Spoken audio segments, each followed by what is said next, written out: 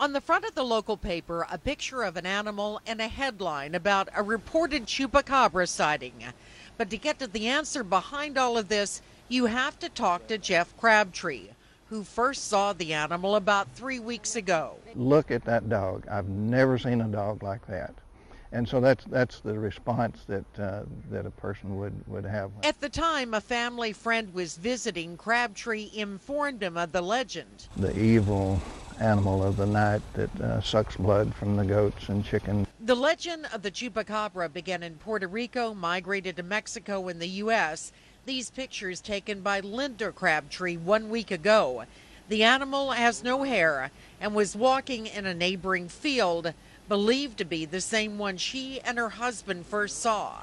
He had been out foraging, undoubtedly, in the neighborhood, up the creek, looking for something to eat. And he got caught out later than he should have. Right. Now, back to the answer to the question, is this a chupacabra? Jeff Crabtree thinks not, and as a former state wildlife biologist, he's in a position to judge. Instead, he believes it's a coyote with mange, which most reported chupacabras have proven to be.